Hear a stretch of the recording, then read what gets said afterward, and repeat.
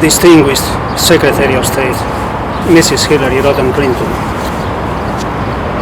I am impressed by your Geneva speech for your passion and belief in the principles of human rights. A great encouragement for many people everywhere. I am appealing with respect and trust directed to you for your capability and courage in order to denounce the systematic violation of human rights by the institutions in my city, Trieste. What I will say can be important far beyond the city of Trieste. Here, persons can be seized and segregated without having committed any crime, forcibly required into psychiatric treatment, and thrown into psychiatric flop houses. The treatment can last weeks, months, years, the entire life. The abuses are perpetrated on people in need of care to reduce them to a chronic state in order to increase funding. But it also happens to healthy people if they dare to ask for suitable care or protest abuses on their children. Or especially people who own properties in order to expropriate them. A lobby of corrupt judges is planning here to put under legal protection of lawyers 15% of the citizens. It means to deprive the citizens of every right. But they go forward undisturbed with the connivance of the political class and media. I will try to explain why in Trieste the human rights can be trampled upon with the assurance of impunity. Some communist ideologies coming from 68 anarchy have succeeded in taking office in the psychiatric park and to dismantle its health facility. They organize forums, conferences, demonstrations, political activities of every kind. The anarchy attracted many adventurers. Franco Basaglia, a psychiatrist, declared that all mental illnesses are due to the bourgeois society. With other communist ideologies and judges, he founded democratic psychiatry and democratic magistrates. These organizations inside the institutions of health and justice were conceived for the purpose of destabilizing the bourgeois society as a major subversive project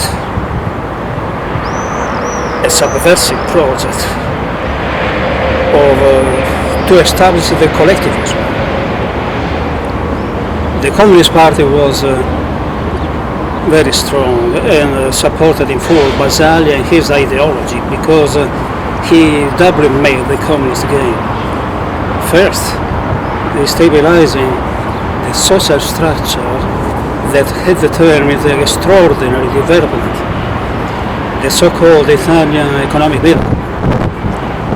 Second, organizing centers of power inside the institutions of health, justice, trade unions, media, strong and unassailable powers because they don't depend on the electoral results, being innervated in the vital ganglions of the Italian institutions.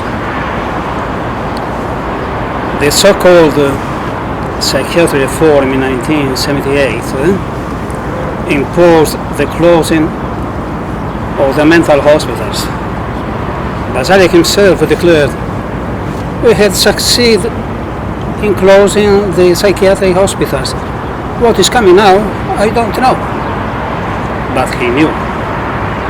Because of this law, the sick were thrown in the streets or delivered to the families, deprived of medical assistance.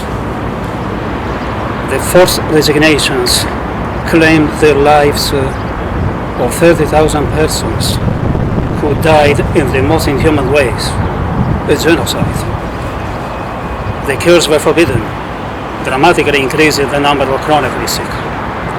And this justifies the creation of mental health centers, not to heal the sick, but just for persons filing and getting financings.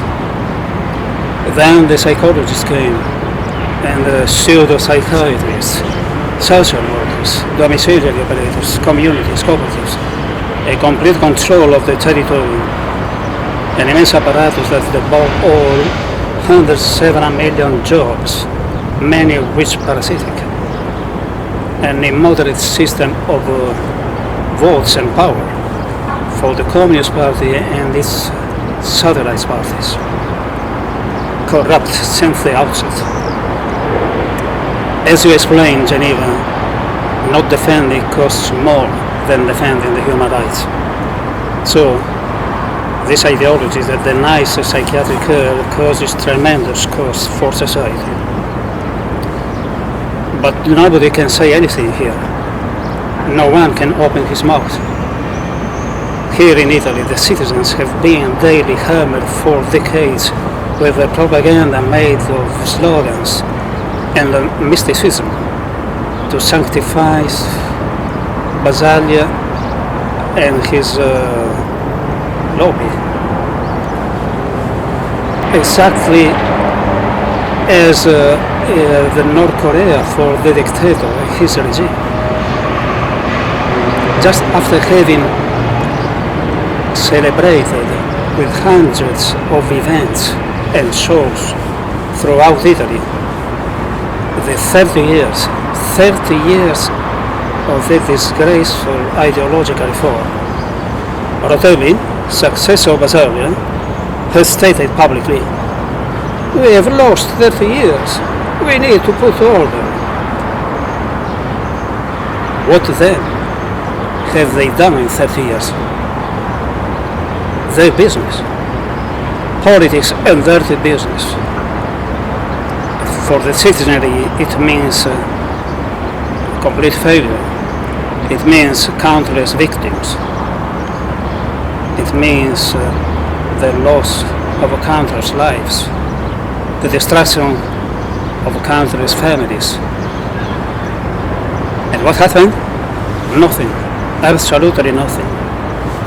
No politics. No judge has ever said a word.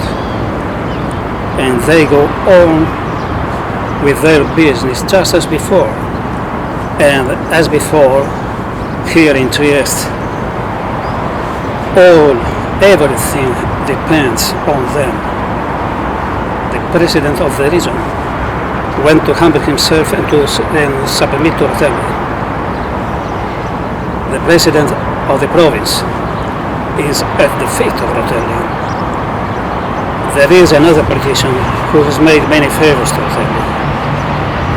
In 2009, he organized the public lynching by the media of two women, mother and daughter, guilty of having revealed the serious abuses suffered from Delacqua himself, director of mental health. He is also one of the three politicians who tried to seize me by order of Delacqua. Luckily, I was saved by a police officer who was there because he was in charge of tracking me. The politician I'm talking about has powerful patrons and has become mayor of Trieste. Since the beginning, it was evident the affiliation of this new political psychiatry to all international communist parties and to all international terrorist groups militarily organized. In 1972, not by chance in Trieste, there was a devastating attack to the oil pipeline for Austrian Germany by the Palestinians of the Black September movement.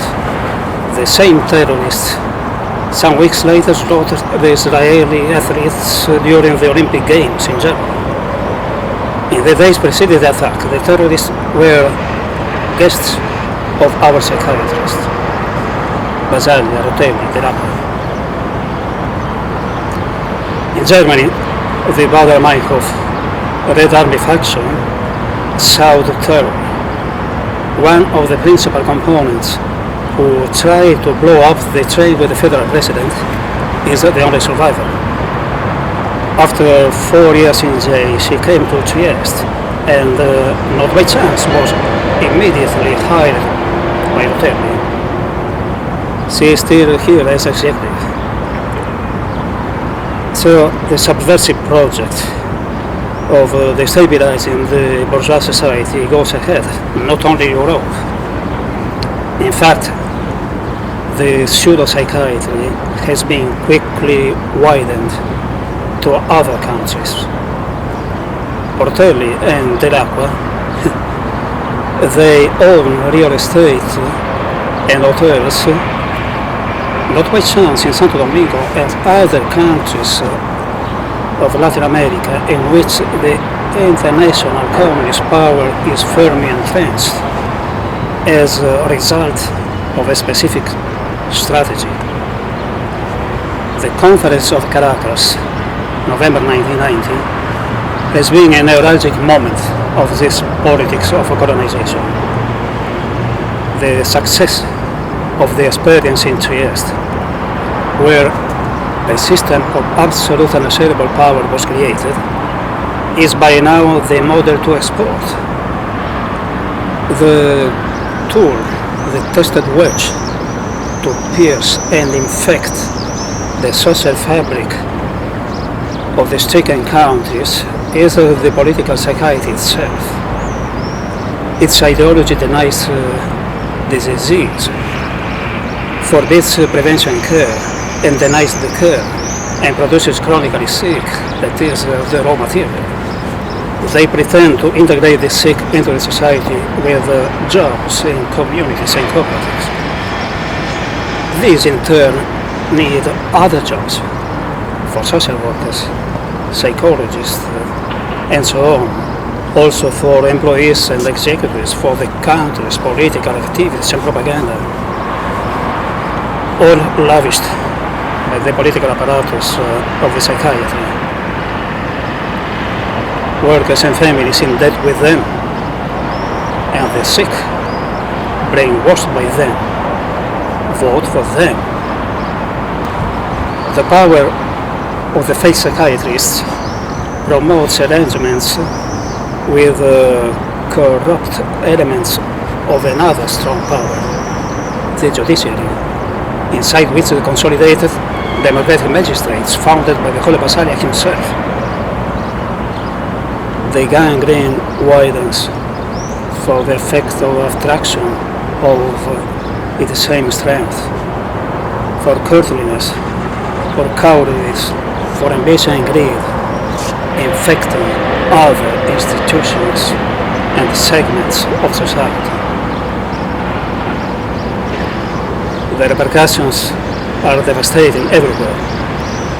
If we talk to any student of the Latin American public universities, their culture is absolutely Marxist. At the top of the mental health department of the WHO, since 1999, there is the strategist of the Conference of Caracas, Benedetto Sargent.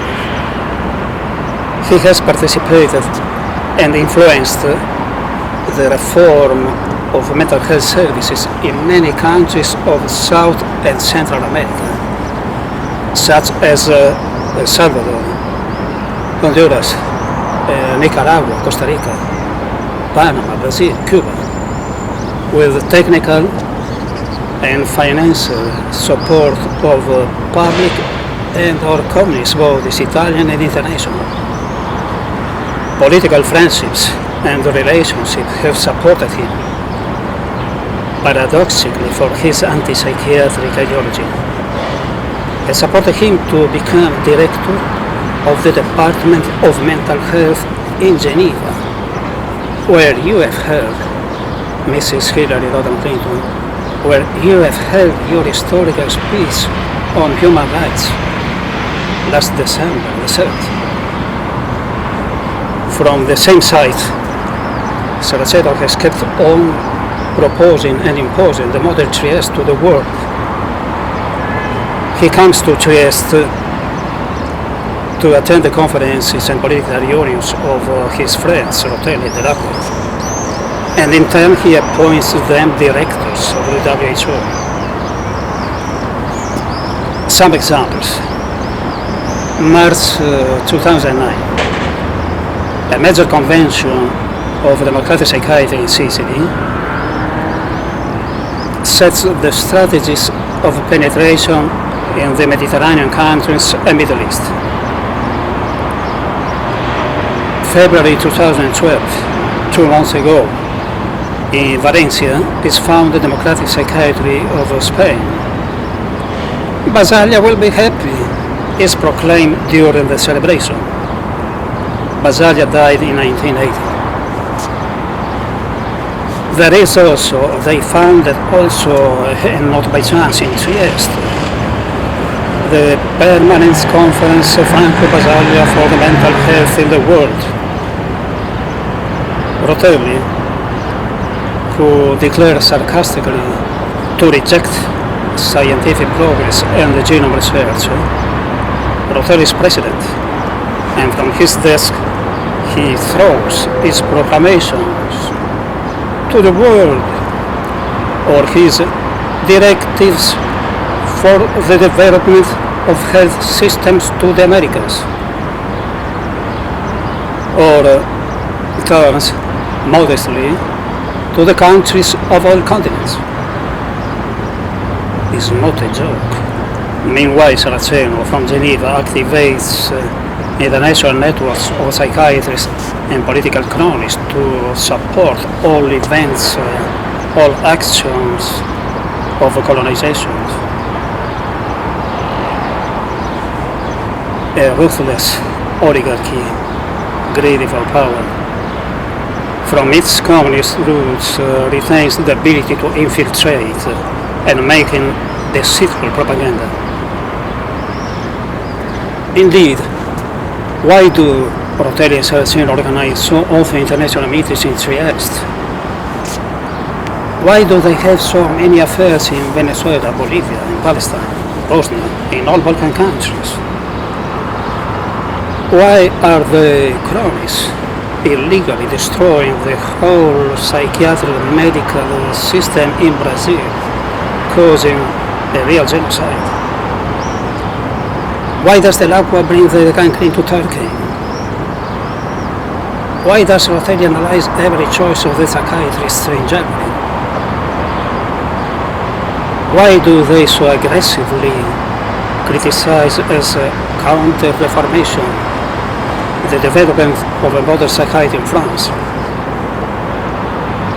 Why are they so much involved in what they say the long march of the law of mental health in Argentina? Why at the annual conference of the European Network of Social Firms, democratic psychiatry has a dominant role?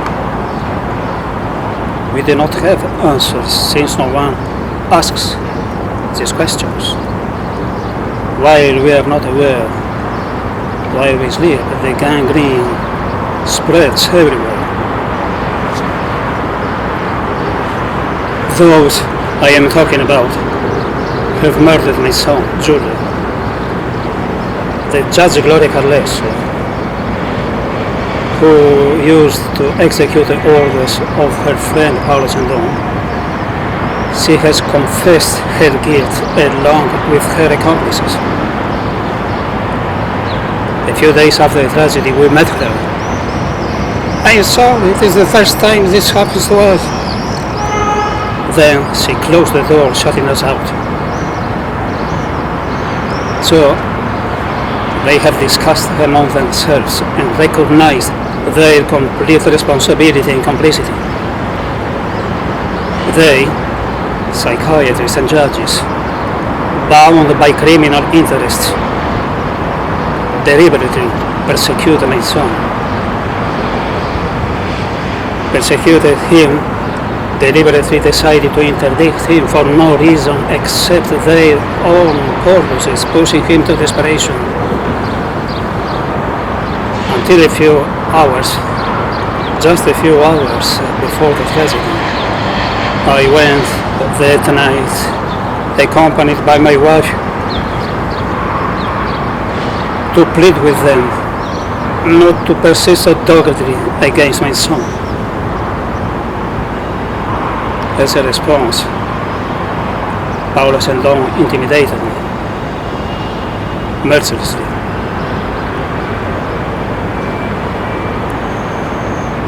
I have delivered to the judges a complete documentation of the endless sabotage of Delacqua and his psychiatrists to induce Giulio into depression, to facilitate the dirty work of interdicting him. I found that they had begun to act in order to interdict me too. I documented also what concerns the Judge Carlesso and her friends and Don and their organization. I would have a lot of things to say. Crimes against many other people.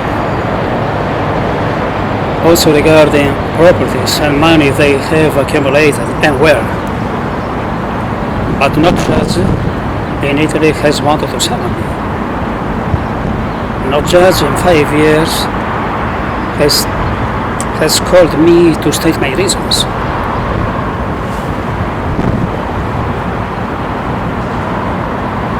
They have condemned me. I have worked for 52 years on ships and factories, as a sailor, as employee, as executive. The contributions they have received from me are millions of euros. Millions. And they condemned me to pay the psychiatrists who, with their friends, judges, have persecuted and murdered my son.